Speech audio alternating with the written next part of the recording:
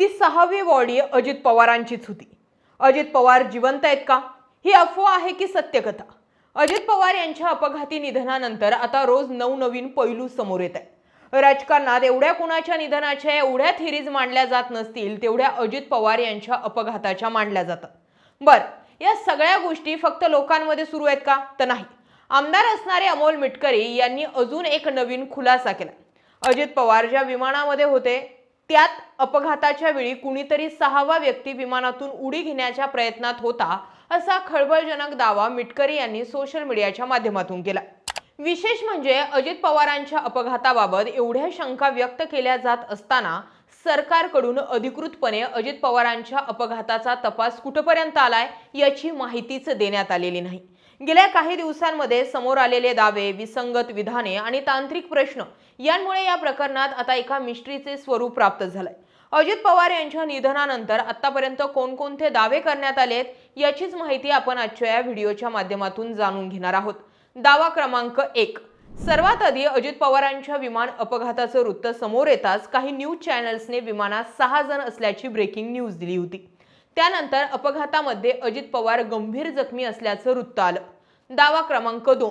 काही वेळानंतर अपघातात अजित पवार यांच्यासह इतर 5 जण अपघातात मृत झाल्याची माहिती समोर आली। एकूण 6 जण विमानात होते असं काही काळ सांगितल्यानंतर प्रत्यक्षात 5 जणांचे मृतदेह हाती लागले। दावा क्रमांक 3। अपघात कमी दृश्यमानतेमुळे झाल्याचं सुरुवातीला सांगण्यात आलं। पायलटने पहिले लँडिंगचा प्रयत्न केला परंतु तो अयशस्वी झाला। त्यानंतर त्याने पुन्हा एकदा रनवे दिसत असल्याचं सांगून लँडिंगसाठी अप्रोच केला, परंतु रनवेच्या अवघ्या 100 मीटर अंतरावर विमान कोसळलं।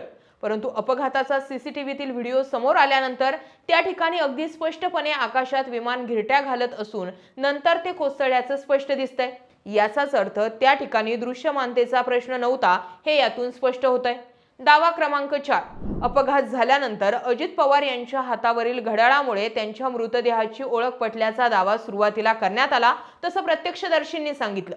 परंतु अमोल मिटकरी यांनी दिलेल्या माहितीप्रमाणे अजित पवारांची ओळख घड्याळामुळे नाही तर त्यांनी घातलेल्या जॅकेटमुळे पटल्याचा नवा दावा सुद्धा करण्यात आला।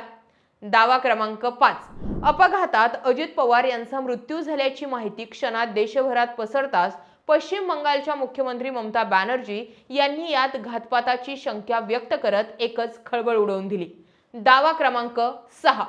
ममता बॅनर्जी यांनी अजित पवारांच्या विमान अपघातावर घातपाताची शंका व्यक्त करताच तातडीने अपघाताच्या दिवशी शरद पवारांनी मीडियासमोर एक निवेदन सादर केलं। त्यात त्यांनी हा निव्वळ अपघात असून यात राजकारण आणू नये असं सांगितलं।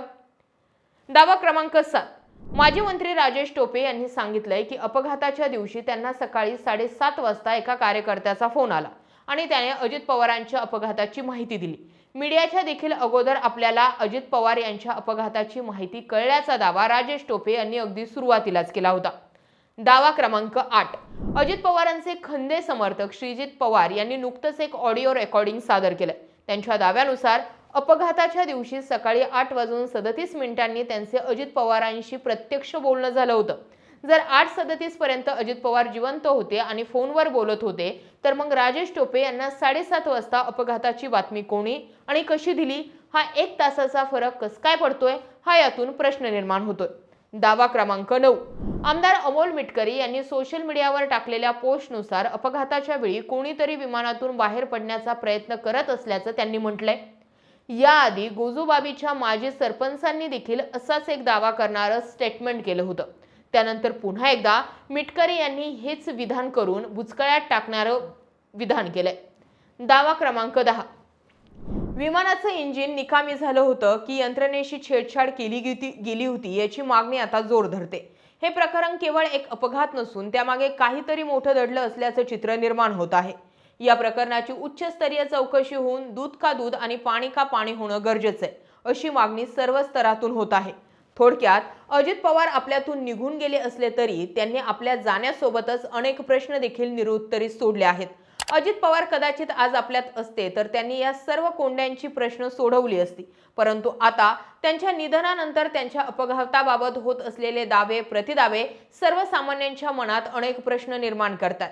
विशेष म्हणजे महाराष्ट्रातील इतका मोठा नेता गेला, पण तो कसा गेला, का गेला याची चौकशी काय, येण्या जाण्याचे फुटेज कुठलीच माहिती सरकारकडून दिली जात नाहीये आणि त्यातल्या त्यात सापडलेल्या 5च बॉडी प्रत्यक्षदर्शी म्हणतात अजितदादांच्या घड्याळावरून आम्ही ओळखलं, पोलीस म्हणतात तिथे कुठलं घड्याळ सापडलं नाही.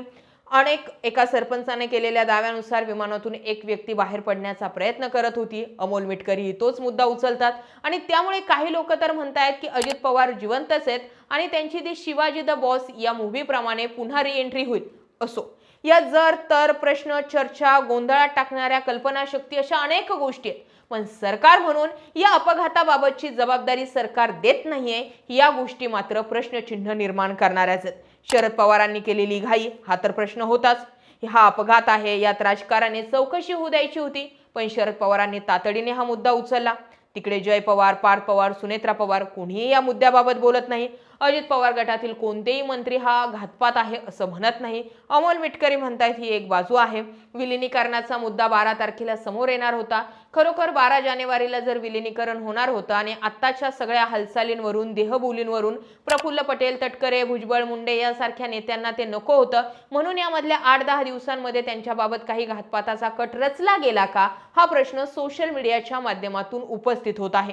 आता या सगळ्या प्रश्नांची उत्तरं तो ब्लॅक बॉक्स बाहेर आल्यानंतर कळेल. ब्लॅक बॉक्स बाहेर आलाय, मात्र अजित पवार जाऊन जवळजवळ 5-6 दिवस उलटत आलेत, मात्र त्या ब्लॅक बॉक्समध्ये काय आहे याची माहिती सरकार म्हणून अधिकृतपणे कुणीच देत नाहीये.